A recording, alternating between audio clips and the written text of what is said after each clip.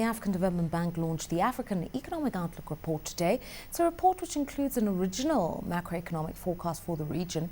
The bank's Chief Economist and Vice President is Professor Mthuli Ncube. He joins us now in studio. Professor, thanks so much for being with us. Now, obviously, growth going forward is a little bit subdued, and that has a lot to do with Japan and what's happened in that economy post-tsunami. It's the MENA crisis in North Africa, and it's the rising costs of fuel and food. But how badly impacted is Africa? Sub-Saharan Africa is doing rather well, actually, going forward at 5.5% GDP growth. That's our forecast for the year. It's still within expectations, and that's quite strong in the environment globally. The issue really is North Africa, where Libya is expected to grow at minus, 19% or something like that. Any large figure, negative figure, frankly, will do. There's a war going on. Tunisia at 1.1%, Egypt at 1.6%. Algeria is still doing okay, and Morocco to an extent. So it's really about North Africa. That region is going to grow at 0.7% compared to 5.5% for the whole of Sub-Saharan Africa, including Cote d'Ivoire. If the world is expected to grow on average somewhere between 3.2%, and Africa's in the 5% region, and next year it's anticipated 5.8% even. Right. What keeps Africa so buoyant? A lot of things. First of all, it's about the economic management, the quality of economic managers we are seeing coming through, central bank governors, ministers of finance. Number two, the strength of the commodity prices. While you see blips down, up, because of China, this and that, it's still a very strong, positive super cycle for commodities. Of course, there are risks. The food crisis, as we said, food prices, political risk here and there, now drought in the Horn of Africa. It's still a positive story, though, and there are good reasons for us to be optimistic.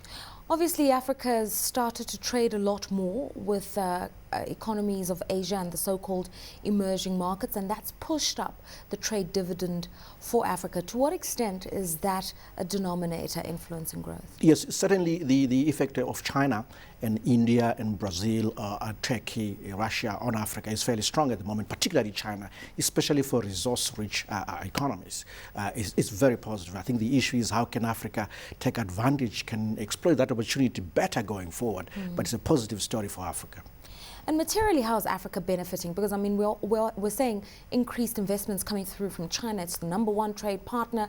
Trade in total has increased 37%, blah, blah, blah. And yet, Africa's contribution to global trade is still below 2%. We're still not exporting the volumes that we need to be seeing to really drive this economy in the way in which exports have driven and changed China and the Asian tigers. Absolutely. Africa is still a small player globally in the trade kind of numbers. 2%, is quite small. Really, that has to do with the lack of diversification of Africa's manufactured exports and other economic activity. Really still about resources, raw materials, whether it's agriculture, but many minerals, oil and gas and so forth. That's still the export story. So what's really required is diversification going forward.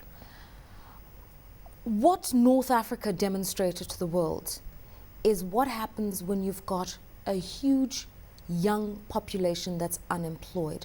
It creates social implosion.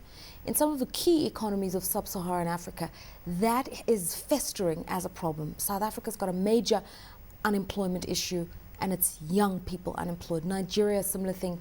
In Kenya, similar trends starting to emerge. How serious is the situation of structural unemployment? It is very serious. We have got this youth bulge. They're unemployed and they're connected globally. It's using Facebook, Twitter.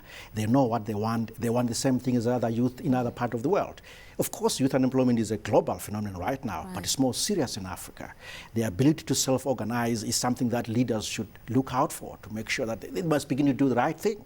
It's one thing to push these policies, nationalization and so forth, but at the end of the day, people just need jobs, they need entrepreneurship opportunity, and that's what leaders should focus on.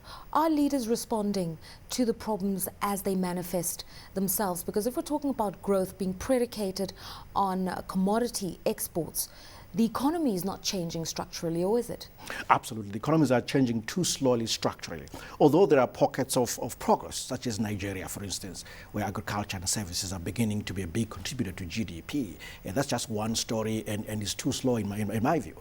Certainly issues around access to finance. Even then in Nigeria, with agriculture's contribution to GDP, it only accesses less than 2% of credit from the banking system. So diversification is what is required. There is encouragement from East Africa because it's got very little natural resources by comparison, and yet the economies are doing well. Really, we must look at that region to see what else can be copied by the rest of Africa from East Africa.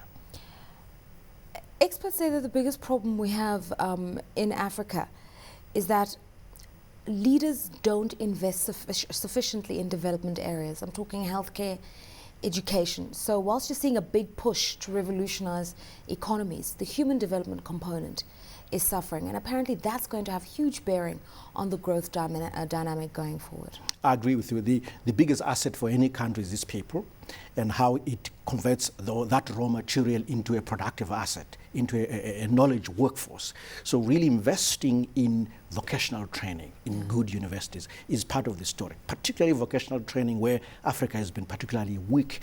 A lot of that youth biology you see in North Africa and everywhere in sub-Saharan Africa has to do with equipping people with basic skills to go out there, find jobs, have a better skills job match, and also become entrepreneurs. That's where the future lies, and we must deal with it. If we don't, it will become an issue.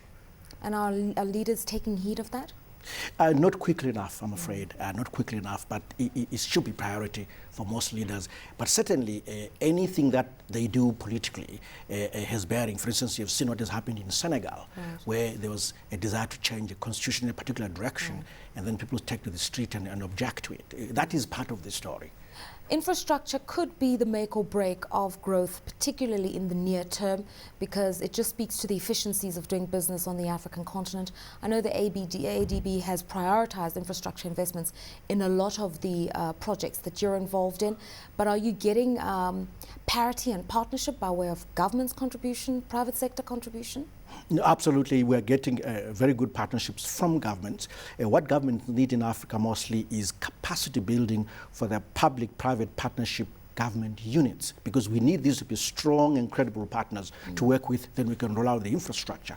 And also the corporate sector needs to come on board, but I think really the issue is about government capacity to drive those PPPs, but also for the private sector to spot the opportunities and instigate the opportunity. They are as much to blame, or they should see more opportunity as we should, as government should. But at the end of the day, they're looking for a return, and many private investors will tell you once they move into infrastructure, it's really an energy game that they're interested in, maybe telecoms, but it's really not their business to be building roads. No, I agree with you that that's a slightly lower return type investment. Certainly power is a big one, then ICT, telephony specifically.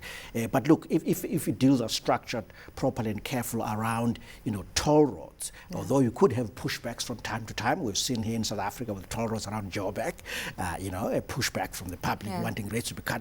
So you have to ring fence it around a toll road, an optimal toll road structure where it's viable. That's the only way.